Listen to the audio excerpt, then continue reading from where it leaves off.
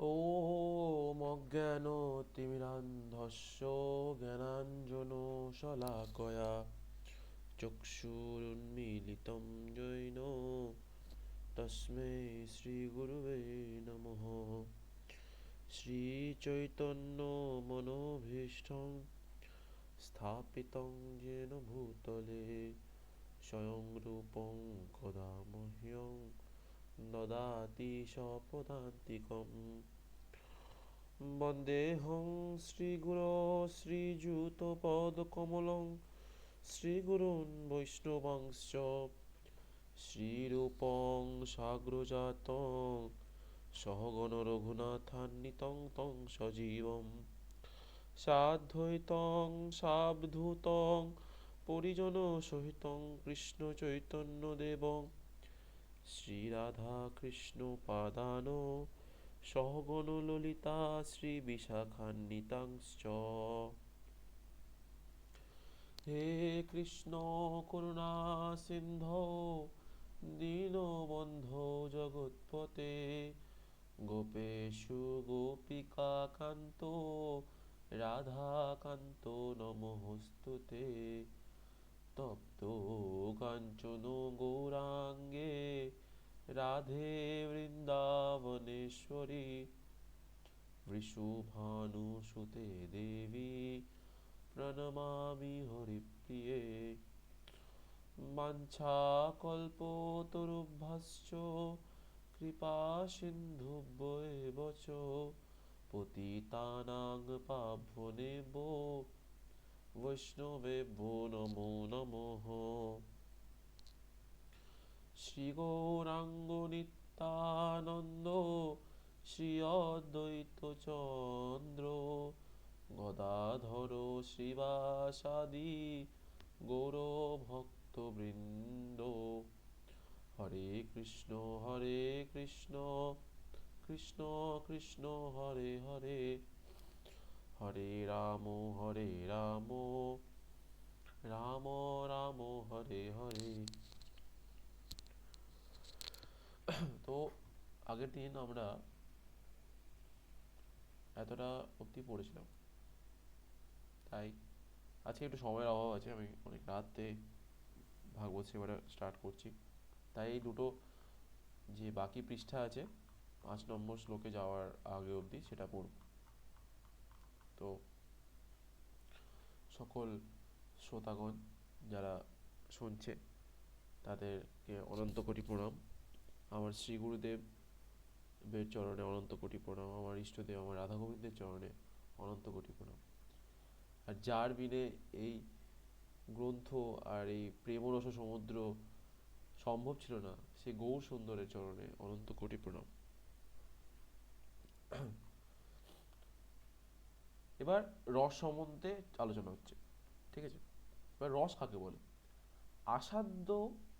আস্বাদ্য বস্তুকে রস বলা হয়, মানে যেটাকে আস্বাদন করা হয়। রস্যতে আস্বাদ্যতে ইতি রস, মানে যেটাকে আস্বাদন করা হয় তাকে রস বলা হয়। সাধারণত আস্বাদ্য বস্তু মাত্রকেই রস বলিলেও যে বস্তুতে আস্বাদন চমৎকারিতার পরিকাষ্ঠা তাহাতেও রস শব্দের পর্যবসন।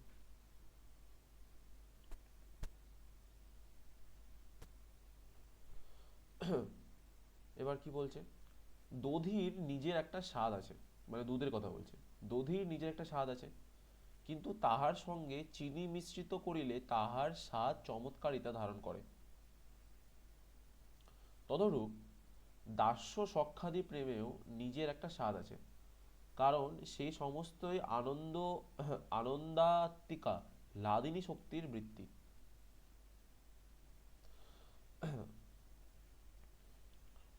কি বলছে? যে দাস্য আর সখ্য আদি প্রেমের মধ্যেও একটা নিজের রকমের স্বাদ আছে, তাই না? সখভাবের মধ্যে স্বাদ আলাদা, দাস্য ভাবের মধ্যে স্বাদ আলাদা। দাস্য ভাবে গোবিন্দ আমাদের প্রভু, আর সখাভাবে গোবিন্দ আমাদের মিত্র, তাই দুটোর মধ্যে স্বাদের পার্থক্য আছে, তাই না? কিন্তু এবার স্বাদের পার্থক্য কেন আছে? কারণ রিলেশন ওয়াইজ জিনিসটা ভাগ হয়ে যাচ্ছে। তাই ওটাই বলছে যে এই সমস্তই আনন্দাত্মিকা লাদিনী শক্তির বৃত্তি। লাদিনী শক্তি যেটা আমাদেরকে বলা, যেটা পরবর্তীকালে যখন আমরা সিসি পড়বো, মানে চৈতন্য চরিতামৃত পড়বো চতুর্থ অধ্যায়, ওখানে লাদিনী শক্তির যে স্বরূপ, মানে যদি লাদিনী শক্তিটাকে যদি একটা স্বরূপে আনা যায় তাকে বলা হয় শ্রী রাধারানী। ঠিক আছে, তো তারপর দেখি আমরা দাস্য সখ্যাদি ভাবকে স্থায়ী ভাব বলে, স্থায়ী ভাব বলে। এই সকল স্থায়ী ভাবের সঙ্গে যদি বিভাব, অনুভাব, সাত্ত্বিক ও ব্যভিচারী ভাব সমূহ মিলিত হয়, তাহলে তাহা হইলে অন্য অনির্বচনীয় আস্বাদনীয় চমৎকারিতা উদ্ভব হয়।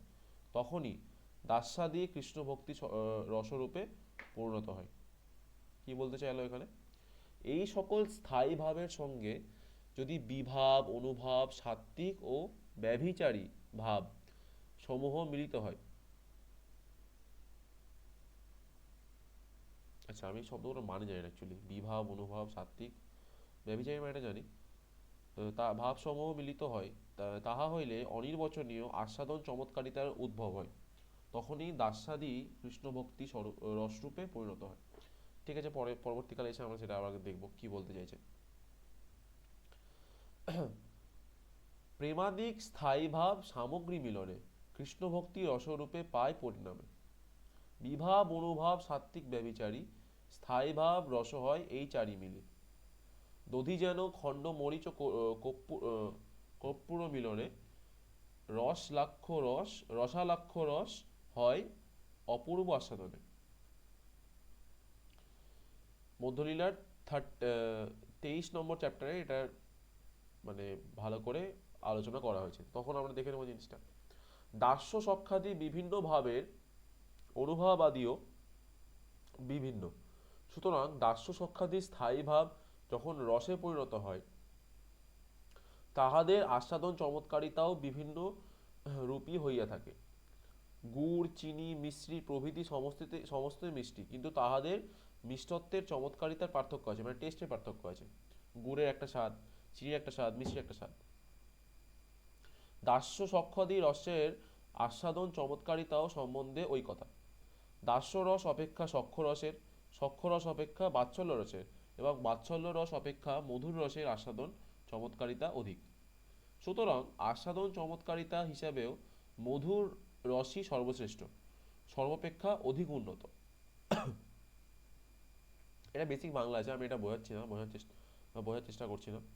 ঠিক আছে, বুঝতে পারছি যে এখানে মধুর রসকে সর্বশ্রেষ্ঠ বলা হয়েছে, মানে আস্বাদন বিষয়েও।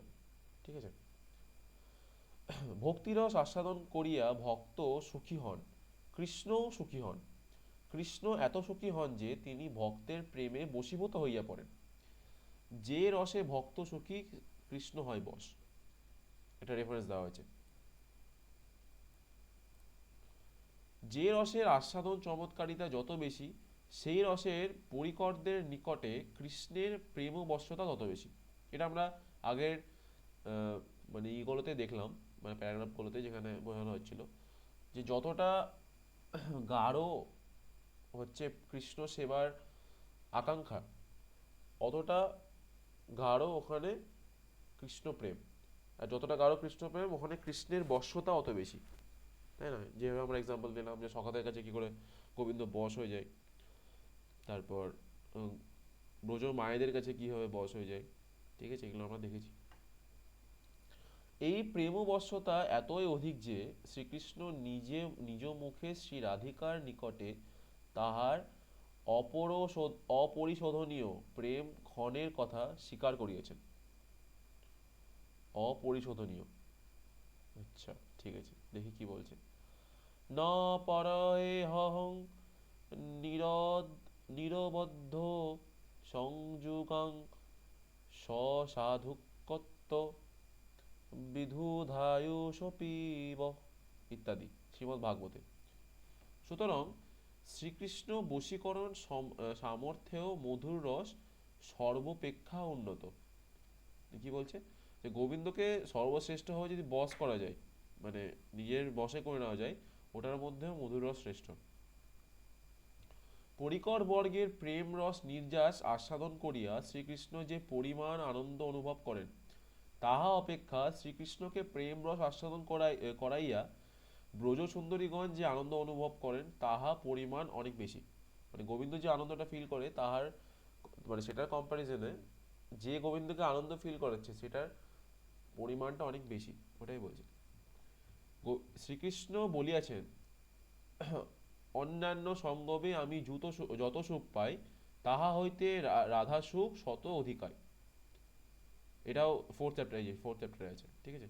শ্রীকৃষ্ণকে প্রেম রস আস্বাদন করাইয়া শ্রী রাধা যে সুখ পান, তাহা আস্বাদন করিবার নিমিত্ত শ্রীকৃষ্ণ অত্যন্ত উৎকণ্ঠিত। মানে রাধারানী যে সুখ পান, সেটা গোবিন্দ আস্বাদন করবে, তার এটা অনেক ইচ্ছা, উৎকণ্ঠা। তাই তো মহাপ্রভুর এইটা মানে আবির্ভাবটা, মানে অন্তরঙ্গ কারণের মধ্যে। আমা হইতে রাধা পাই যে জাতীয় সুখ, তাহা আস্বাদিতে আমি সদাই উন্মুখ। এই যে এই লাইনটা যেটা আছে, নানা যত্ন করি আমি নারী আস্বাদিতে, সে সুখ সেই সুখ মাধুর্য ঘ্রাণে লোভ বাড়ে চিতে। চিতে মানে ভিতরে, অন্তরে, ঠিক আছে। কি বলছে, নানা যত্ন করি আমি নারী আস্বাদিতে, মানে অনেক অনেক যত্ন করছি যাতে আমার যাতে না আস্বাদন করার ইচ্ছা হয়, ঠিক আছে। কিন্তু যখনই সেই সুখ মাধুর্যের ঘ্রাণ মানে গন্ধ পাচ্ছি, আমার লোভ আরো আরো বেড়ে যাচ্ছে আমার চিত্তের মধ্যে, এটা গোবিন্দ বলছে, ঠিক আছে। যখন রাধারানীকে দেখতে পাচ্ছে যে রাধারানী এত সুখ পাচ্ছে, এত আনন্দ পাচ্ছে গোবিন্দ সেবা করে, তো গোবিন্দ ভাবছে যে আমারকে সেবা করে এত আনন্দ আমি যতটা পাচ্ছি না, তাই এটার মধ্যে কি আছে, ঠিক আছে, সেটাকে জানার জন্য তার লোভ বেড়ে যাচ্ছে। দাস্য সখ্যাদি ভাবের পরিকরগণের যে আনন্দ, তাহা আস্বাদনের নিমিত্ত শ্রীকৃষ্ণ লালসা জন্মে না, ঠিক আছে।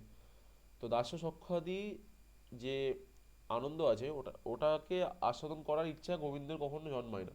কিন্তু মধুর ভাবের পরিকর শ্রী রাধার সুখ আস্বাদনের নিমিত্ত তিনি লালায়িত, ঠিক আছে।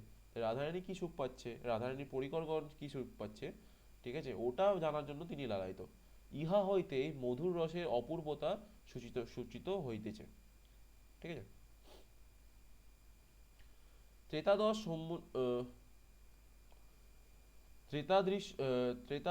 ত্রেতাদ্রস সমুন্নত সমুজ্জ্বল মধুর রসময় ভক্তি সম্পত্তি কলিহত জীবকে দান করিবার নিমিত্ত। কলিহত মানে মানে আমরা যে কলিযুগে যারা কলির দ্বারা হত হয়েছে, ঠিক আছে, মানে আমাদের কথা বলা হচ্ছে, ঠিক আছে। কলিহত জীবকে দান করিবার নিমিত্ত শ্রীকৃষ্ণ চৈতন্য অবতীর্ণ হইয়াছেন। এই সুদুর্লভ বস্তুটি দাপরে শ্রীকৃষ্ণ রূপেও তিনি কাহাকেও দেননি, অথচ এই কলিযুগে হেন প্রেম শ্রীচৈতন্য দিল যথাতথা, মানে যাকে তাকে, ঠিক আছে। এটাও ইসের লাইন 8 নম্বর চ্যাপ্টারে আছে, যে এরকম গাঢ় নিত্য শাশ্বত প্রেম শ্রী মহাপ্রভু শ্রী চৈতন্য দিল যথাতথা, যাকে তাকে দিচ্ছে, ঠিক আছে। যেটা গোবিন্দ নিজে এসে দেয়নি, ঠিক আছে, কিন্তু মহাপ্রভু রূপে এসে যাকে তাকে দিচ্ছে, ওটাই বলছে। ইহা হইতেই শ্রীকৃষ্ণ চৈতন্য স্বরূপের করুণার উৎকর্ষ সূচিত হইতেছে, ঠিক আছে। তার মধ্যে করুণাটা কত গাঢ়, ঠিক আছে, আর কি মাপের করুণা, যে বিচার পর্যন্ত করে না, ঠিক আছে, যে যে এ আমার প্রেমের যোগ্যকে যোগ্য না, ঠিক আছে, যাকে তাকে দিচ্ছে। যেমন আমরা জগাই মাধায় চাপাল গোপাল ইনসিডেন্টও ওটা দেখতে পাই, ঠিক আছে, পরবর্তীকালে সেটা পড়বো আমরা। স্বভক্তি শ্রেয়ং নিজ বিষয়ক ভক্তি সম্পত্তি। শ্রীকৃষ্ণ যে ভক্তির বিষয়, শ্রীকৃষ্ণের প্রতি যে ভক্তি প্রয়োজিত হয়, তাহাই শ্রীকৃষ্ণ বিষয়ক ভক্তি, স্বভক্তি। সেই ভক্তিরূপ সম্পত্তি শ্রীমন মহাপ্রভু জীবকে দিয়া গেলেন, ঠিক আছে। ভক্তিকে সম্পত্তি বলার হেতু এই যে, ঠিক আছে, ভক্তিকে সম্পত্তি কেন বলা হচ্ছে, সম্পত্তি দ্বারা লোক নিজের অভীষ্ট বস্তুকে সংগ্রহ করে, ঠিক আছে, যেটা যার ইচ্ছা। অভীষ্ট বস্তু মানে কি, কোন একটা মনের একটা বস্তু আছে, ওটাকে যদি নিতে হয়, আমার একটা গাড়ি ভাল লাগে, ঠিক আছে, তো গাড়িটাকে যদি আমার নিজের করতে হয়, আমাকে কিনতে হয়, তাহলে কি লাগবে, সম্পত্তি লাগবে, তাই না। তো ওটাই বলছে এখানে, ভক্তিটাকে সম্পত্তি কেন বলা হচ্ছে, কারণ ভক্তি দিয়ে গোবিন্দকে পাওয়া যায়, ঠিক আছে, তাই ভক্তিটাকে সম্পত্তি বলা হচ্ছে। মানে এখানে বলতে পারছি না যে ওই ভক্তি সম্পত্তি দিয়ে গোবিন্দ কিনে না যায়, না, ভক্তি সম্পত্তি দ্বারা গোবিন্দ বশ হয়ে যায়, ওটাই বলছে। ইহাতেই সম্পত্তির প্রয়োজনীয়তা সার্থকতা। ঠিক আছে, সম্পত্তির ডেফিনেশন ওটাই লিখছে। সর্বপ্রকারে শ্রীকৃষ্ণ সেবা দ্বারা শ্রীকৃষ্ণের প্রীতি বিধান করা এবং আনুষঙ্গিকভাবে শ্রীকৃষ্ণের অসম মাধুর্য আস্বাদন করায় জীবের স্বরূপানুবুদ্ধি স্বরূপানুবন্ধী কর্তব্য। ঠিক আছে, তো জীবের স্বরূপানুবন্ধী কর্তব্য মানে কনস্টিটিউশনাল ডিউটি কি? ঠিক আছে, গোবিন্দের সেবা করা। ঠিক আছে, এবং একমাত্রই অভীষ্ট বস্তু। ঠিক আছে, তো গোবিন্দ আমাদের জন্য একমাত্র অভীষ্ট বস্তু। এই অভীষ্ট বস্তু লাভ করিবার একমাত্র উপায় কি? ভক্তি, ওটাই বলছে। তাই শ্রীকৃষ্ণ বিষয়ক ভক্তিকে ভক্তের সম্পত্তি বলা হয়েছে। শ্রীকৃষ্ণের স্বরূপ শক্তি লাদিনীর বৃত্তি বিশেষই হচ্ছে ভক্তি। ঠিক আছে, তো লাদিনী শক্তির যেটা বৃত্তি, ঠিক আছে, সেটাকে বলা হয় ভক্তি। সূর্য যেমন নিরপেক্ষ, এক মিনিট, ব্যাপারটা পড়েছি মনে হচ্ছে।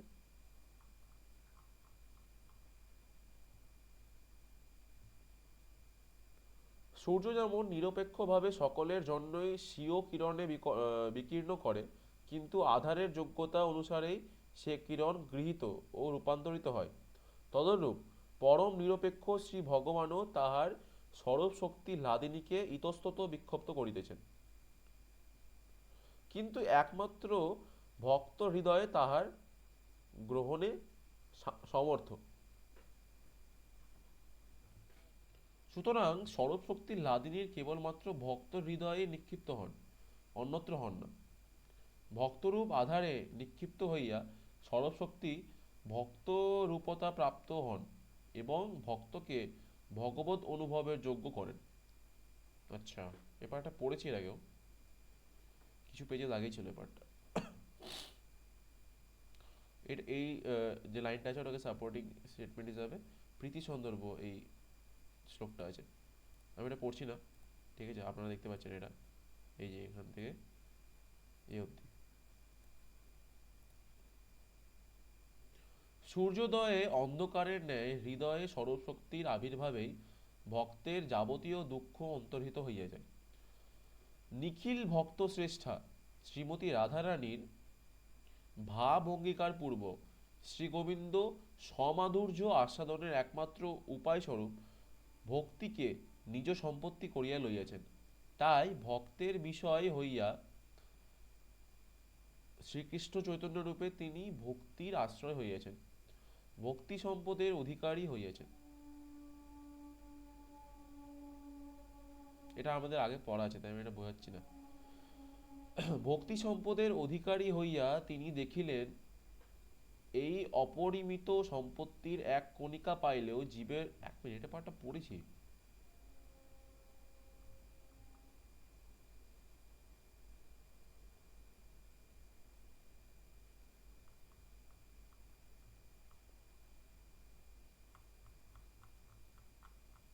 ঠিক আছে, তাও এখানে যা কি করা যাবে।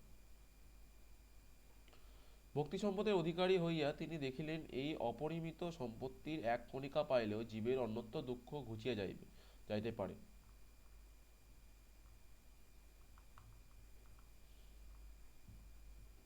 তাহার অতৃপ্ত আনন্দ রসনা তৃপ্তি লাভ করিতে পারে। তাই পরম করুণ শ্রীকৃষ্ণ চৈতন্য আপামর সাধারণকে সেই ভক্তি সম্পত্তি দান করিবার নিমিত্ত নবদ্বীপে অবতীর্ণ হইলেন এবং ওই পরম দুর্লভ ভক্তি সম্পত্তি দান করিলেন। ইহাতেই শ্রীকৃষ্ণ চৈতন্যের করুণার পরম উৎকর্ষ। শ্রীকৃষ্ণ চৈতন্যের করুণার উৎকর্ষ বুঝিতে হইলে এই উন্নত উজ্জ্বল রসা ভক্তি সম্পত্তি দ্বারা জীবের কি সৌভাগ্যোদয়ের সম্ভাবনা হইয়াছে তাহা জানাটা দরকার। ঠিক আছে, তো মহাপ্রভু যে উন্নত উজ্জ্বল রসটা দিয়ে গেছে ভক্তি সম্পত্তিটা, ওটা দিয়ে জীব কি সৌভাগ্য পায়, ঠিক আছে, ওটা না জানতে পারলে আমরা মহাপ্রভুর করুণাটা বুঝতে পারবো না। মহাপ্রভু অ্যাকচুয়ালি দিয়েটা কি গেছে। জীব স্বরূপত হচ্ছে শ্রীকৃষ্ণের দাস, আনুগত্যময়ী সেবাতেই দাসের অধিকার। এখানে এই লাইনটা ইম্পর্টেন্ট, আনুগত্যময়ী সেবা। ঠিক আছে, কারো আনুগত্য নিয়ে, ঠিক আছে, সেবা করা কথা বলা হচ্ছে। স্বাতন্ত্র্যময়ী সেবায় দাসের অধিকার থাকিতে পারে না। স্বতন্ত্রভাবে দাস ওরকম করে সেবা করে না, ঠিক আছে, স্বাতন্ত্র্যময়ী সেবায় ওটাতে দাসের অধিকার নাই, ঠিক আছে। শ্রী রাধিকাদি ব্রজ সুন্দরী দিগের শ্রীকৃষ্ণ সেবা হচ্ছে স্বাতন্ত্র্যময়ী, ঠিক আছে। এইরূপ সেবায় জীবের অধিকার নাই, ঠিক আছে। মানে কি বলছে যে একমাত্র বৃন্দাবনের বা ব্রজের নিত্য পরিকর যারা আছে, ঠিক আছে, নিত্য পরিকর মানে হচ্ছে যারা রাগাত্মিকা, রাগানুগা না, রাগাত্মিকা, যারা কৃষ্ণ থেকে ডাইরেক্ট এক্সপ্যানশন হচ্ছে, লাদিনী শক্তির অংশ, মানে শ্রী রাধারানী, অষ্টসখী, তারপর প্রমুখ 16টি মঞ্জরি, তারপর নন্দ বাবা, যশোদা মা, তারপর তার 12টা সখা, দ্বাদশ গোপাল, ঠিক আছে, এরাই হচ্ছে স্বতন্ত্রময়ী, মানে সেবা করেন, ঠিক আছে। এইরূপ সেবার অধিকার জীবের কাছে নেই, মানে আমাদের কাছে নেই ওরকম ধরনের সেবা। মানে আমি লাইক, মানে কেউ একটা ভক্ত এমনই হয়ে গেল, নিয়ে ওই কি বলবো রাধারানীর সমান ওরকম করে সেবা করছে, দ্যাট ইজ নট পসিবল, ঠিক আছে। তো ওরকম ধরনের অধিকার জীবের কাছে নেই, কারণ জীব ওই লেভেলটাতে কোনো পৌঁছাতেই পারবে না, ঠিক আছে, প্র্যাকটিক্যালি। কারণ অলরেডি ভক্তি তত্ত্ব মানে কি, জীব ভক্তি তত্ত্ব নিয়ে ওই জায়গাটা যাচ্ছে। ভক্তি তত্ত্ব, ভক্তি মানে হচ্ছে লাদিনী শক্তির বিকার, মানে রাধারানীর বিকার, ঠিক আছে। তো আনুগত্য নিয়ে সেটা করতে হয়। শ্রীকৃষ্ণের কান্তা ভাববতী ব্রজসুন্দরী দিগের আনুগত্যে তাহাদের আনুগতা দাসী রূপে শ্রীকৃষ্ণের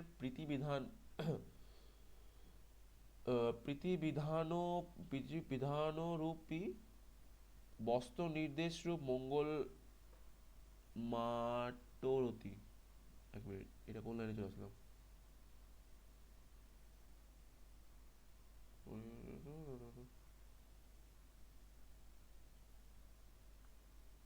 আচ্ছা, এখানে আছে, সরি সরি। তো প্রীতি বিধানপি যোগিনী লীলার আনুকূল্য করিয়া, ঠিক আছে, জীব কৃষ্ণ সেবা করিতে পারে, ঠিক আছে। মানে যারা স্বতন্ত্র সেবা করছে, ঠিক আছে, যারা ডাইরেক্টলি ওখানকার পার্ট, ঠিক আছে, যেমন শ্রী রাধিকাদি ব্রজ সুন্দরীগণ, ঠিক আছে, তাদের আনুগত্য নিয়েই আমরা গোবিন্দের সেবা করতে পারবো, ঠিক আছে। এই জাতীয় সেবার অনুকূল উন্নত উজ্জ্বল রস স্বরূপা যে প্রেম ভক্তি, ঠিক আছে। এবার এই জাতীয় সেবা এটা পাবো কি করে, ঠিক আছে, হোয়াট ইজ দ্য প্রসেস, ঠিক আছে, মানে এই ম্যাটেরিয়াল জগৎ থেকে ওই সেবার অধিকারী হতে পারবো কি করে, ওটার প্রসেস, ঠিক আছে, ওটাই আমাদের মহাপ্রভু মানে শ্রীকৃষ্ণ চৈতন্য জীবকে দিয়ে গেছেন, আমাদেরকে দিয়ে গেছেন। এই আনুগত্যময়ী সেবায় যে সুখ তাহার তুলনা নাই, ঠিক আছে। শ্রীকৃষ্ণের সহিত ব্রজ সুন্দরী দিগের সঙ্গম সুখ উপেক্ষাও সেবার সুখ বহুগুণে লোভনীয়।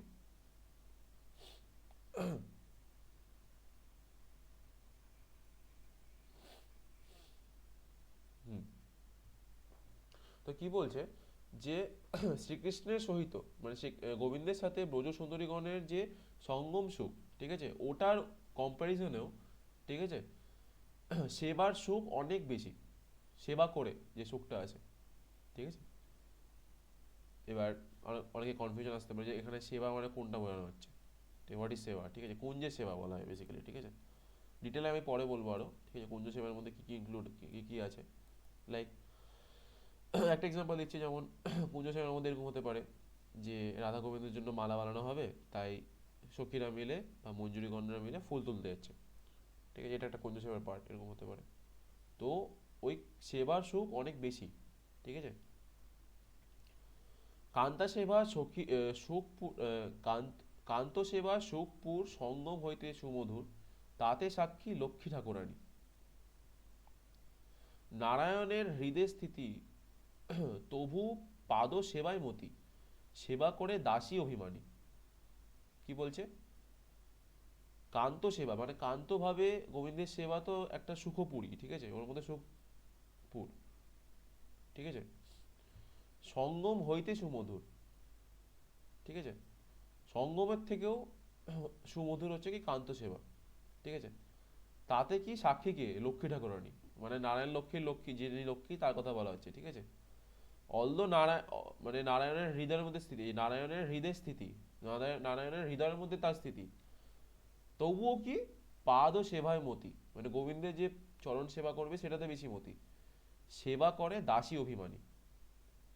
বুঝতে পারছো মানে কি লেভেলের কথা বলা হচ্ছে এখানে? এই শ্লোকে গ্রন্থাকারের আশীর্বাদের মর্ম বোধ হয়, এই যে শ্রীকৃষ্ণ চৈতন্য সকলের হৃদয়ে স্ফুরিত হইয়া ব্রজ সুন্দরী দিগের আনুগত্যে শ্রীকৃষ্ণ সেবা করিবার নিমিত্ত সকলকেই লালসান্বিত করুন। আদিলীলার থার্ড চ্যাপ্টারে মানে তৃতীয় পরিচ্ছেদে গ্রন্থাগার নিজেই এই শ্লোকের তাৎপর্য প্রকাশ করিয়েছেন, যে আমরা শ্লোকটা পড়লাম এখন। ঠিক আছে।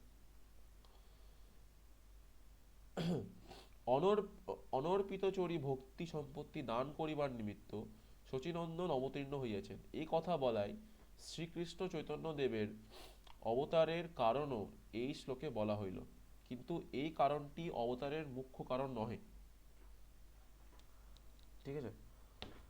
উন্নত উজ্জ্বল প্রেম রস যে দেবে আমাদের মহাপ্রভু, এটাও মুখ্য কারণ নয় মহাপ্রভুর অবতীর্ণ হওয়ার, এটাকেও একটা বহিরাঙ্গ কারণ হিসেবে ধরা হয়। ঠিক আছে।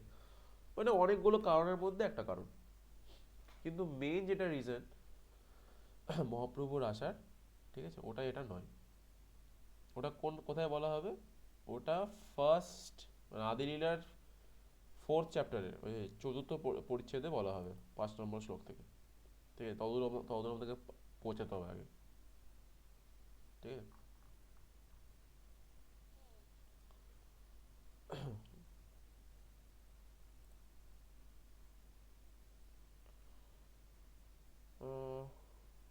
আজকের জন্য এতটাই থাক। ঠিক আছে, কালকে থেকে এই পঞ্চম শ্লোকটি আমরা স্টার্ট করব।